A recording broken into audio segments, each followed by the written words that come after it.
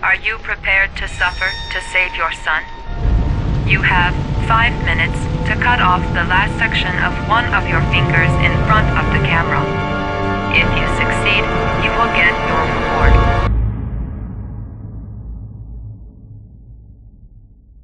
Agent Norman Jaden, FBI. Good evening. My name's Scott Shelby. I'm a private detective. I'm investigating the case of the origami killer. I'd like a room. Madison Page, 27, single. Ethan Mars has had psychological problems since his first son died. He is haunted by visions of drowning bodies. A few weeks ago, after one of our usual sessions, I found this on the floor. It must have fallen out of his pocket. Ash, I want you to assign every available man to finding Ethan Mars. I want you to keep an eye on the train stations, the airports, the bus terminals. I want every cop in the city on his ass, so that if he moves, we know about it. You're gonna die, you son of a bitch! I swore on my son's grave that I would kill the man who murdered him. I just don't believe he's guilty. Your other son, Mrs. Shepherd. What was his name? Everything I did for love.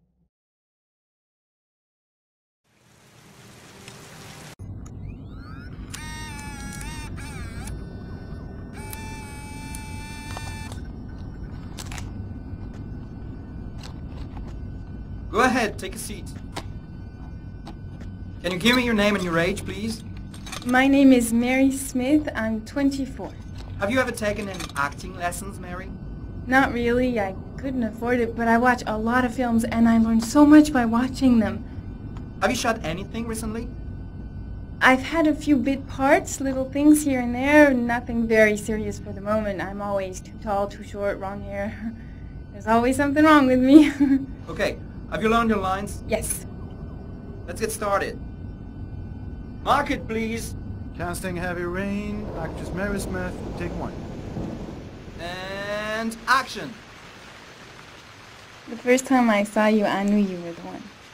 I thought these things only happened in the movies, you know? The pounding heart, the sweaty hands, and the shaky legs. I was coming out of the theater, and it started pouring heavy rain, so there I was, soaking wet, teeth chattering, freezing cold, and then you came up to me. You looked at me straight in the eyes, and you said, "Need an umbrella, miss?" You sent me flowers for weeks, and you said you'd love me forever. 3 months later, we were getting married. God, it sounds so stupid.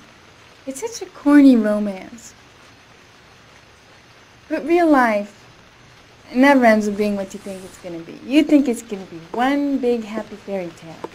And then one day you wake up in an average little house, leading an average little life, and your real dreams are about paying the bills and maybe someday getting a bigger TV. And you realize that maybe that wasn't the life you were dreaming of. You realize maybe things could have been different. And maybe I actually could have lived with all of that, but then one day it all just stops. Starts with something small. A little lipstick on a collar. A few nights where you come home a bit late. At first I tell myself that I'm crazy, that you would never do such a thing. But just to ease my mind, one night I follow you as you leave the office. I follow you to the CD hotel where you meet the girl. And then my whole world falls apart.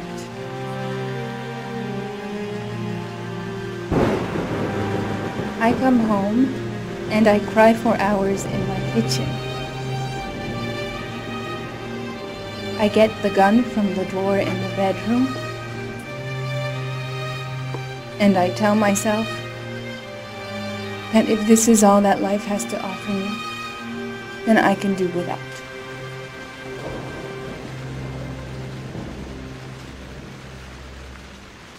But then I change my mind. After all, I'm not the one who's cheating. So, quietly, I wait for you to come home, sitting in my average little kitchen. Obviously, when you get home, you don't suspect a thing, so I press the fucking gun against your forehead and I take a few seconds to watch the fear grow in your eyes. You tell yourself, she won't do it, she doesn't have the guts, she's just trying to teach me a lesson. But you are so wrong, honey. I sentence you to death for turning my life into a soap opera cliche, for stepping on my dreams, for not giving a shit about me all those years, and for lying to me and betraying me and humiliating me. I'm making an example out of you for all the assholes out there who think they can keep on fucking us over and over. Goodbye, my love.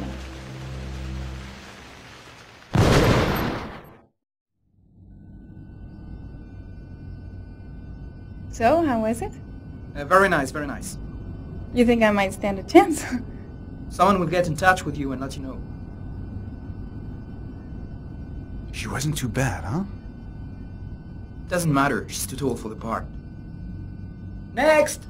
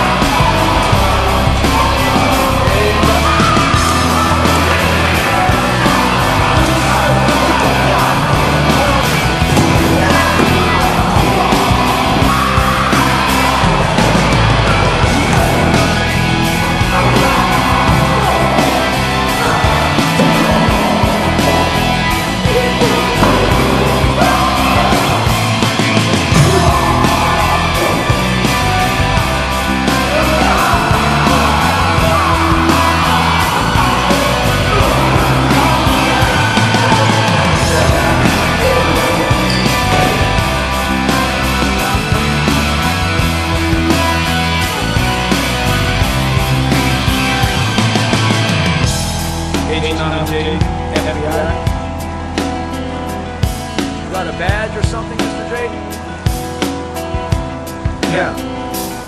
Yeah, of course.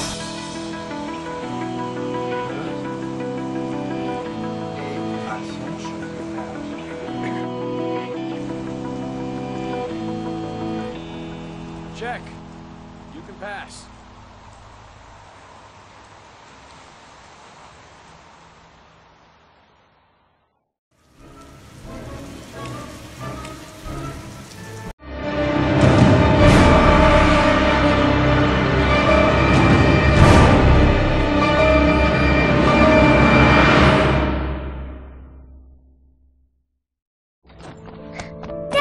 Hey, take it easy, you're gonna knock me over. So this is your big day, huh? Am I grown up now? 10 years old, that's not exactly grown up, but you're getting there. So, could you just give me a name for the camera? My name is Pascal Langdale. What is the text that was given to you? I have Norman Jayden and Ethan as well. Sean may be dead in a few hours. He wants to test me. He wants to punish me for Jason's death. I'm the one who should have died. I wanted to save him. I would have done anything to give my life for his, but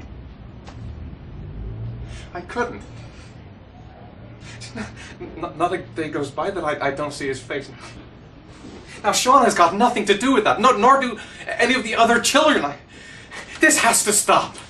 You've got to hand yourself into the police. If I hand myself into the police, I lose all chances of finding Sean. They'll question me, but I won't be able to tell them anything because I don't know anything. I don't know what happened. Ethan, you may have killed those children. You don't know what you're capable of. You must hand yourself in. I have to save Sean at all costs. He may be a prisoner somewhere, and I'm the only one who knows where. If I have to face up to all these trials to prove to myself that I love my son, then I'll do it. Ethan, it's crazy. You have to hand yourself in. I'll hand myself into the police when I have found Sean. Now, don't... Promise me, you won't inform on me until I have found my son. Recent report indicates that the police are now treating this as another kidnapping. Obviously, hello there, time is running sweetheart. out fast for the What can I do for you? to find the child. I'd like a room. I'm Michael Nettie for ICN. For you? Anything. That's for sure. I'm 25. I've been modelling for 5 years. I didn't mean to get into modelling at all. I was scouted on the street. I was shopping with my mum. The last time I saw him, he was watching a convoy of trucks going by. I was about 50 yards away. And he suddenly turned and looked at me. Locked on my eyes. And I didn't realise what was happening straight away. I heard cries from behind me. Everyone started running in slow motion. I just remained motionless, locked on his gaze. I hadn't noticed the detonator in his hand.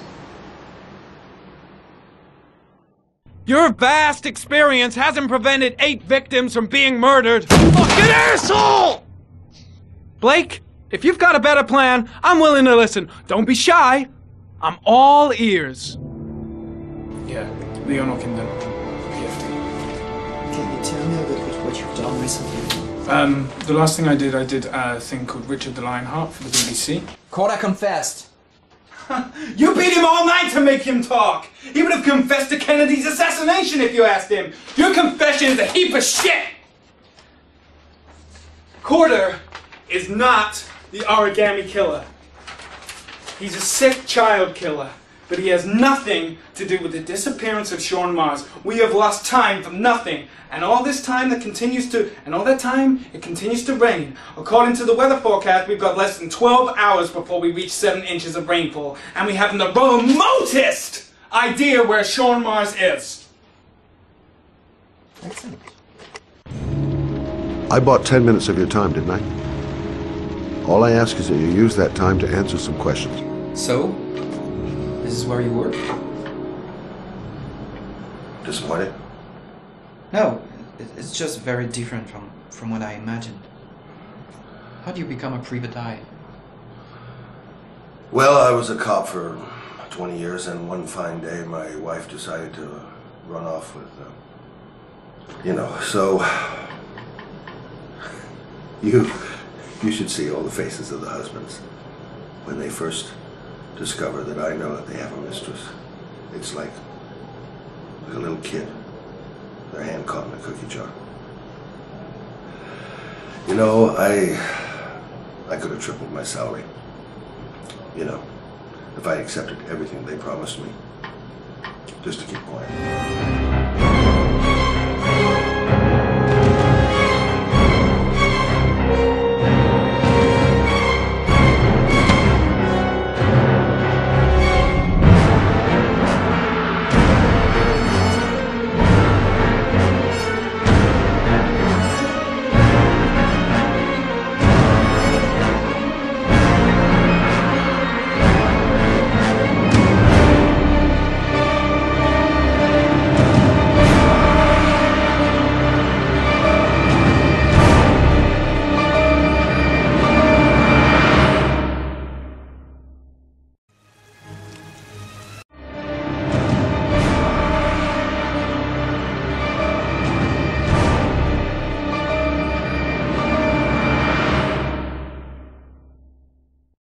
In an experience like Heavy Rain, I believe the music plays a very, very important role, and we know that, but we rediscover that at each game. And actually, we believe that music is probably about 50%, if not more, of the impact of the images.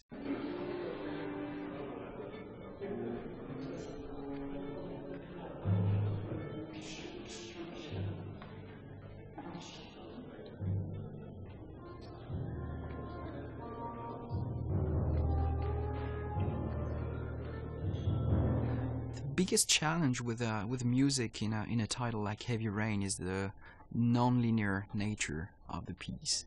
So many actors told us that it was like the work of 3 to 4 movies, and regarding the music, it's exactly the same. It's as much work as 3 to 4 movies because of the non-linearity of the game. So at the same time you got big volumes to record, but at the same time you want to keep the same intention, the same intensity and the same emotion in every single track in the game. So that's what the focus has been so far, and I'm really pleased with the result. It was a bit, you know, bit difficult at the beginning, but at the same time easy because I knew David before, so I know what he likes and what he doesn't like.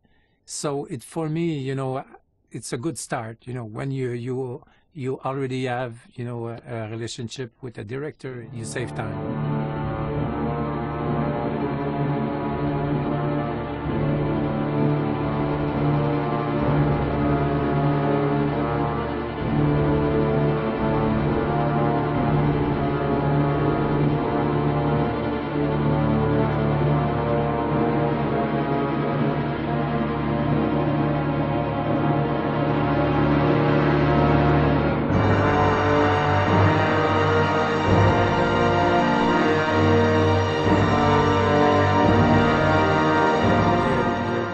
Not to build something that is not there.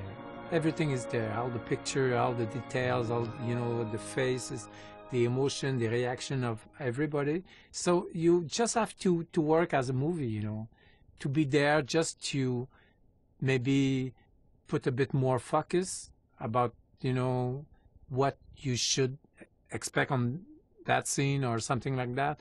But I think in the music it's something, because for somebody sad it's something, for somebody else sad it's another thing.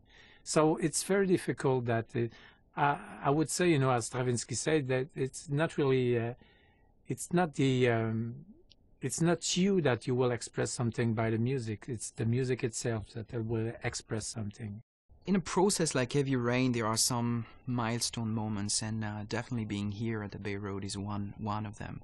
So when I wrote the script, I certainly had notes and soundtracks in my mind, which most of the time is not what you listen to at the end, what you get, but it's definitely better what I hear here today. with a real orchestra, and I think that it makes a huge difference to have real musicians and a real orchestra and real composer behind this game.